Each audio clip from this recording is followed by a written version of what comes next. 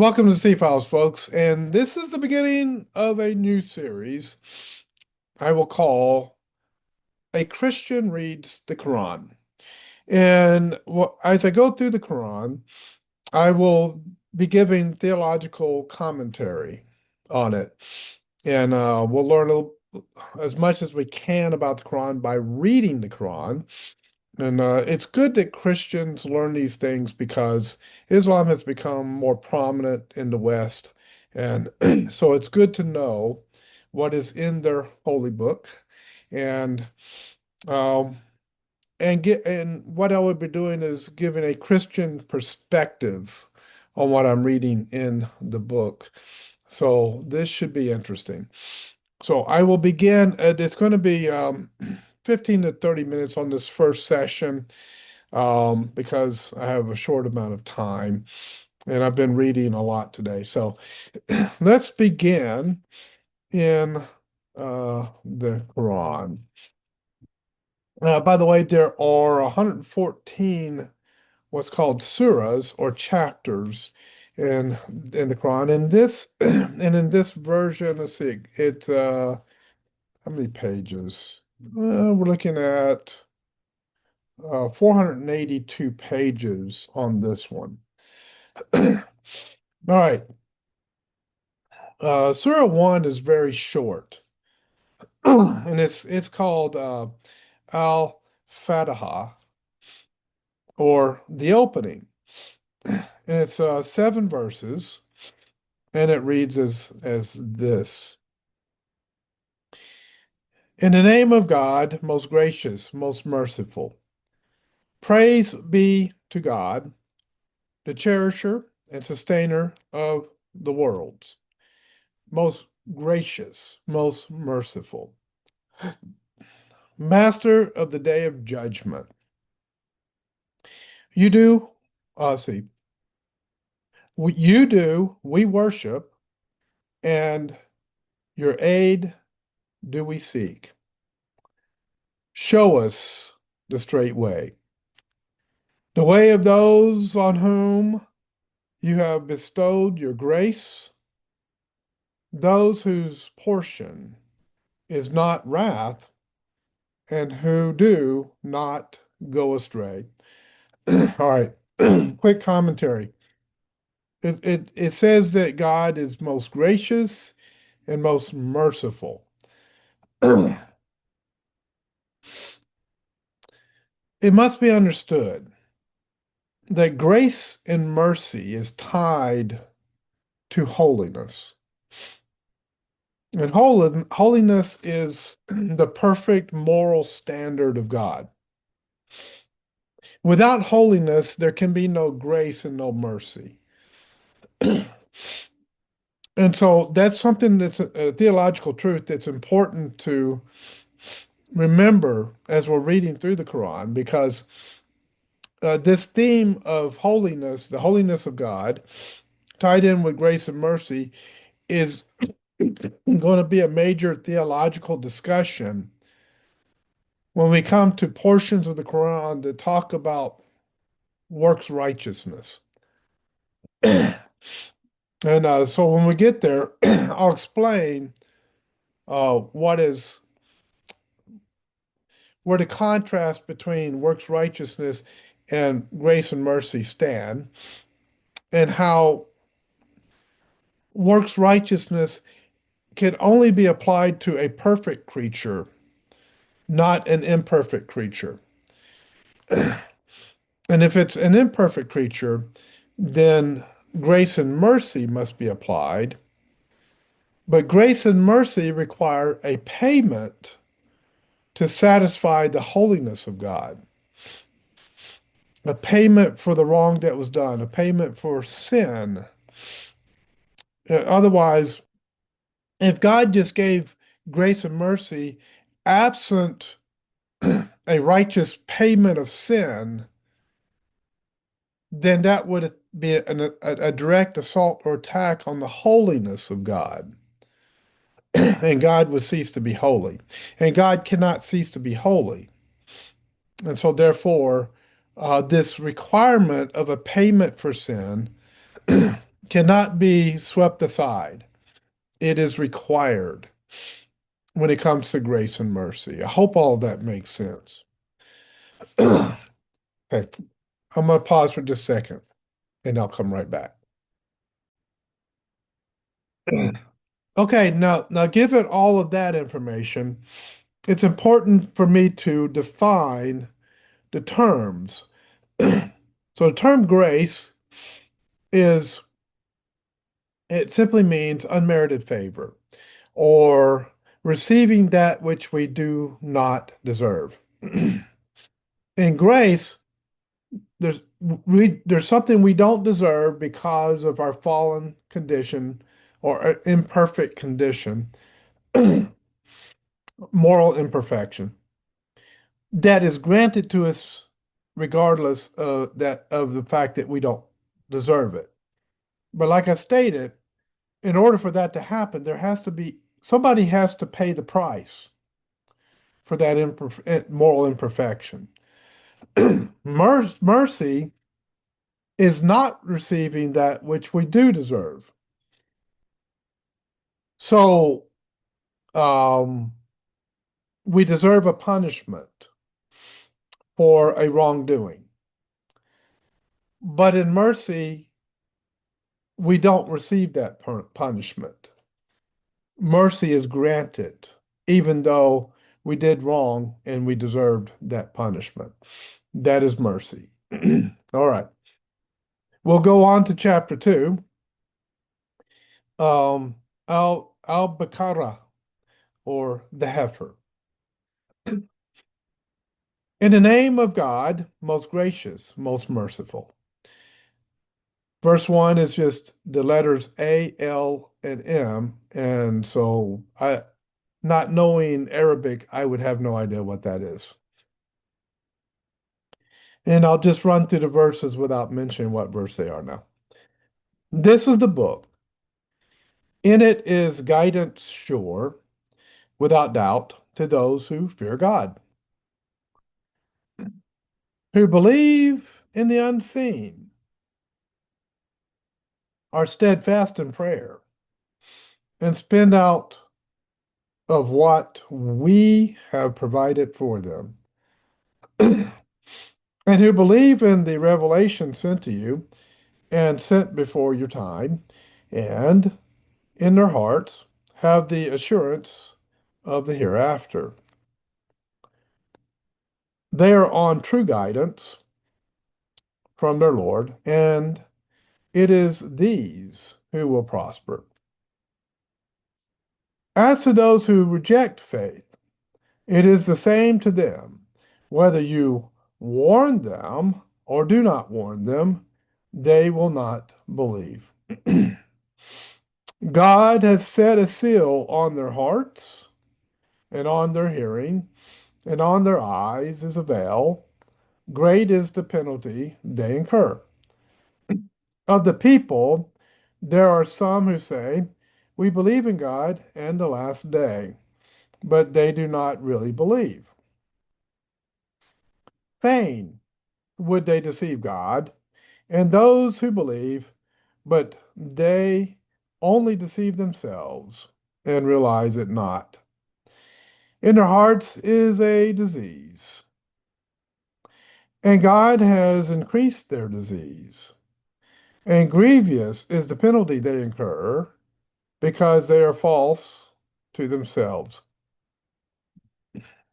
My assumption here is that when it talks about disease, it's talking about the spiritual disease of sin.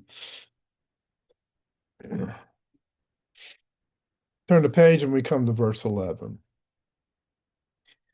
When it is said to them, do not make mischief on the earth, they say, why?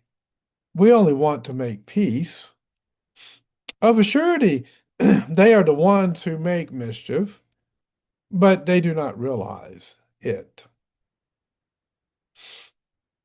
When it is said to them, believe as the others believe, they say, shall we believe as the fools believe? Nay, of a surety they are the fools, but they do not know. When they meet those who believe, they say, We believe. But when they are alone with their evil ones, they say, We are really with you. We were only jesting. God will throw back their mockery on them and give them rope in their trespasses. So they will wander like blind ones to and fro. These are they who have bartered guidance for error, but their traffic is profitless, and they have lost true direction.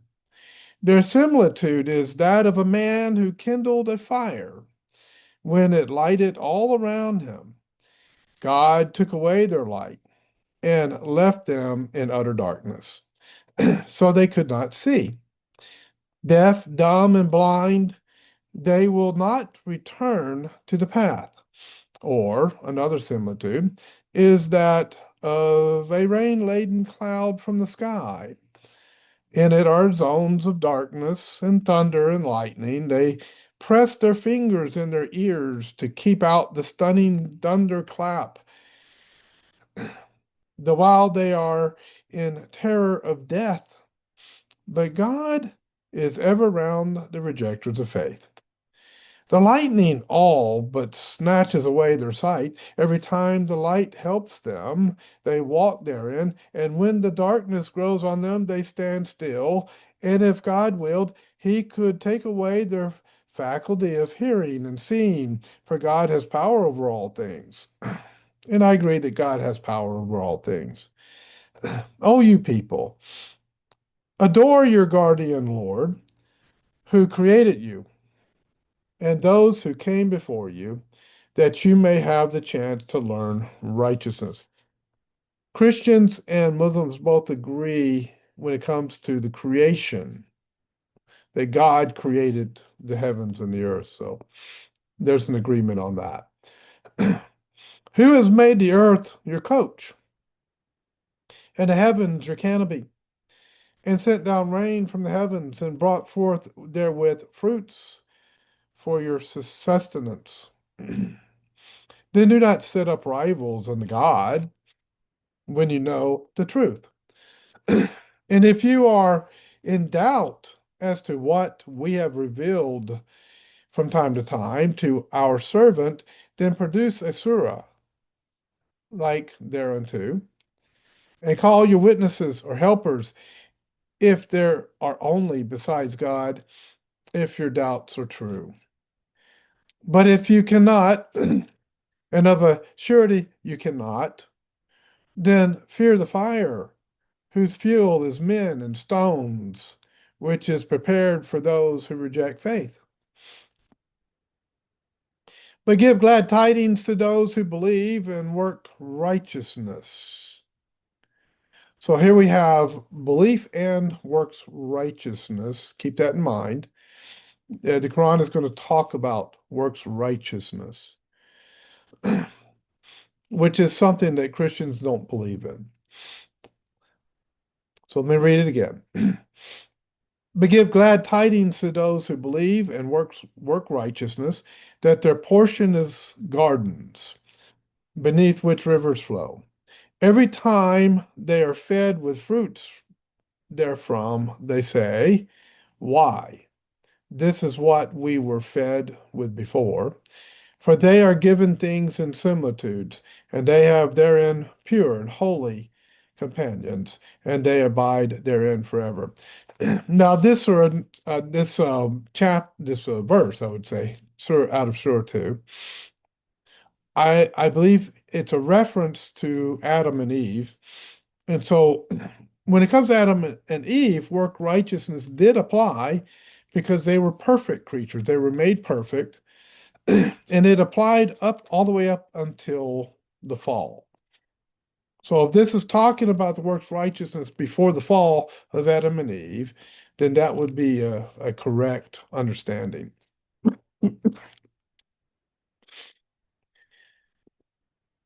God does not disdain to use similitude of things lowest as well as highest. Those who believe know that it is true from their Lord. But those who reject faith say, what does God mean by this similitude? By it he causes many to stray, and many he leads into the right path.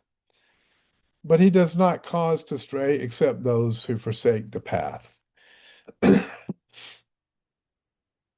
Those who break God's covenant, it's talking about God's covenant, but not not knowing much yet as far as going into the book. I don't know if this covenant is explained in the Quran or not. But there is the mention of a covenant here. What does God mean? I don't know, I'm trying to go back up. Okay, here we are. 27. Those who break God's covenant after it is ratified and who sunder what God has ordered to be joined and do mischief on earth, these cause loss only to themselves. Now, see, some of these verses are going to be quite confusing the way they're written, and I'm not sure that I will be able to decipher them either. And that one's a little bit confusing.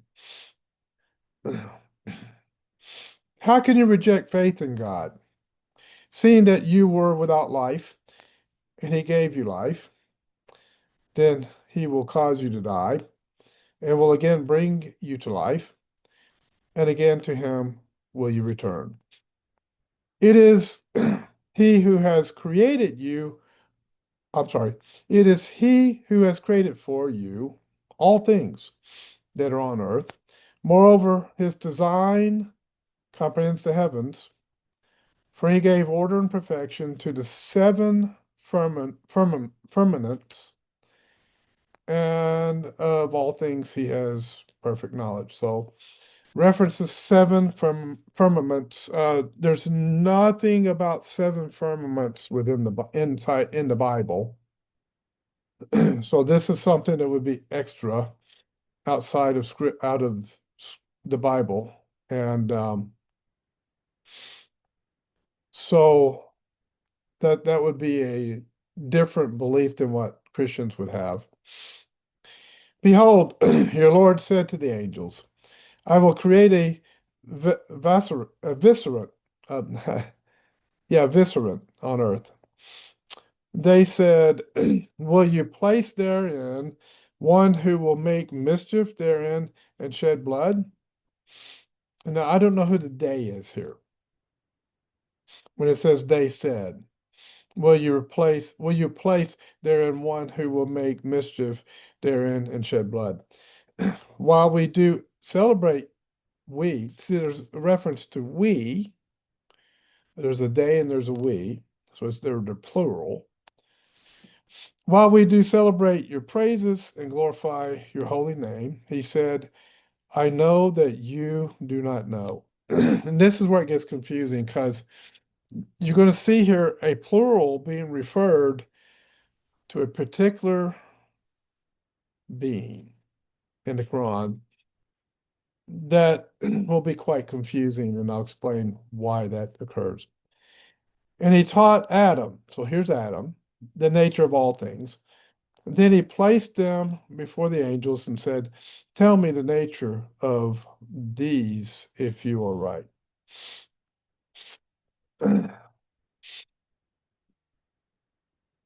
They said, glory to you. Of knowledge we have none, save what you have taught us.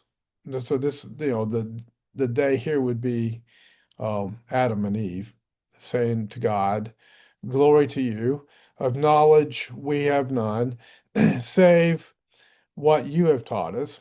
In truth, it is you who are perfect in knowledge and wisdom. He said, being God, O Adam, tell them their natures. Now, I don't know who it is he's telling their natures to. Who's the them here? I don't know.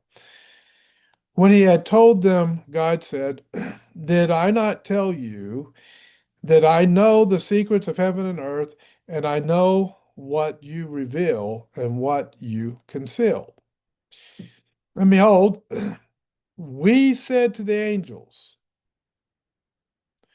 bring down to Adam. I'll bow down to Adam. All right. I'm going to read this verse and then we'll got to go into some explanation or some theological critique. And behold, we said to the angels, bow down to Adam. And they bowed down, not so Iblis. He refused and was haughty. He was of those who reject faith. All right. Big problem here in this verse. First, God is referred to here as we in the plural, because I'm assuming that the person talking to the angels here is God. And in at least in the English translation, the term that's used here is we, plural. And this is where it's somewhat confusing because I was always taught that Islam only believed in one God. So why the use of the term we? And maybe an imam or someone could explain this in the comment section. But why is this plural and not singular? That's my first question. And then it's bow down to Adam. Now, bowing down is an act of worship. And so to bow down to Adam would be an act of idolatry because we should only bow to God, not to any man. So that's the two problems I'm seeing, the theological issues I'm seeing in verse 34. Moving on to verse 35, we're going to finish up here in a moment. We said that this we is this plural reference to God, if this is God that it's talking about, continues. And later on, it's going to become clear that there's a plural pronoun applied to God later on in this surah. We said, O Adam, you and your wife dwell in the garden and eat of the bountiful things therein as where and when you will, but do not approach this tree or you run into harm and transgression. Now, God did not say, do not approach the tree. If you read in Genesis in the Bible, God says, don't eat of the tree. It doesn't say anything about approaching the tree. So there's a theological difference between the Quran and the Bible right there. A difference on the historical account, right? Okay.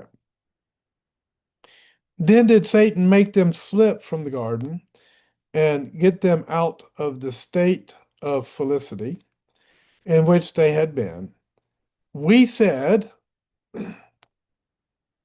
notice the plural pronoun, we said, get you down, all you people, with enmity between yourselves. On earth will be your dwelling place and your means of livelihood for a time.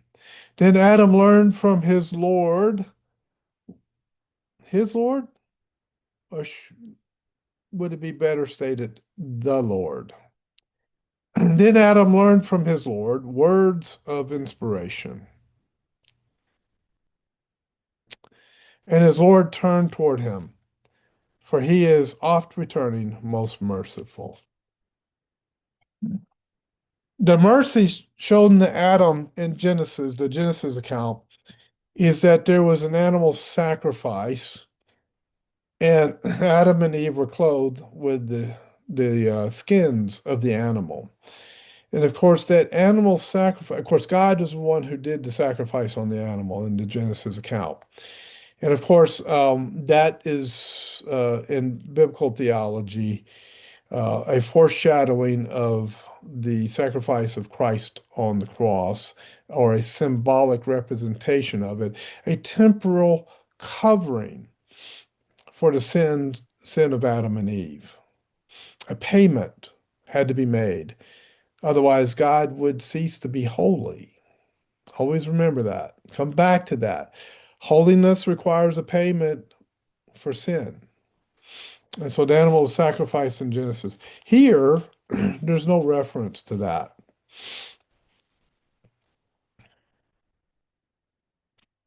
All right. Let's see, verse 38. We said, get you down all from here, and if, as is sure, there comes to you guidance from me, so there's a we and then me. It's confusing. Whosoever follows my guidance, on them shall be no fear, nor shall they grieve.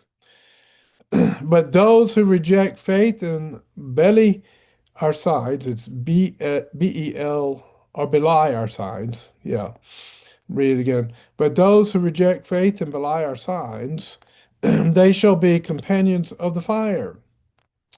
They shall abide therein. So notice it says, reject faith. Those who reject faith and belie our signs. Of course, our signs would be, of course, the Muslim faith. Um, Faith, as we read on in here, almost becomes an entity within itself. I haven't found yet where there's faith is referred to an object of faith, just faith by itself.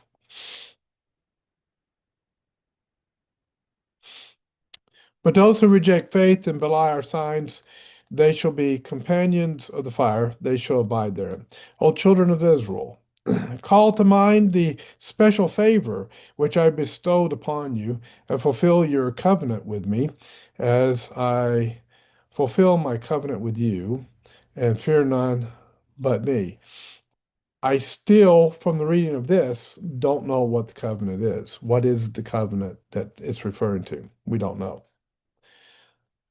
And believe in what I reveal, confirming the revelation which is with you. So there's a revelation, and we don't know what that is yet. And be not the first to reject faith therein. Faith, once again, faith without an object.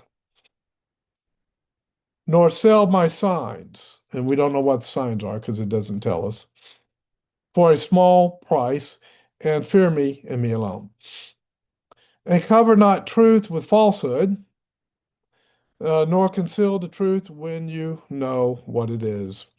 And be steadfast in prayer, practice regular charity, and bow down your heads with those who bow down in worship. So there's three pillars of Islam right there in that verse. It's verse 43 of Surah 2. I'll read it again. And be steadfast in prayer. There's one pillar. Practice regular charity. There's another pillar. And bow down your heads with those who bow down and worship. There's a third pillar right there. All right, 44. What time is it? Oh, it's right at 30 minutes. Okay, you know what? We'll call it there. And we'll pick up on verse 44 in Surah 2 in the next reading. And this is going to be really interesting to go through all of this. So, all right.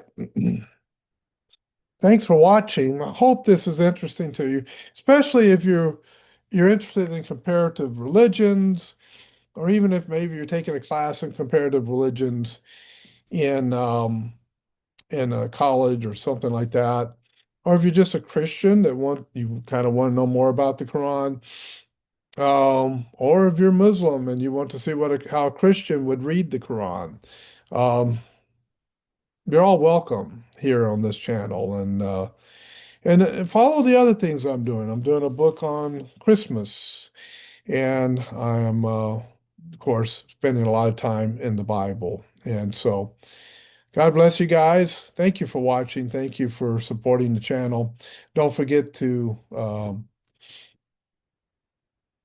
tap that subscribe button and give me a thumbs up to promote the channel. God bless. I'll see you next time here on the C Files.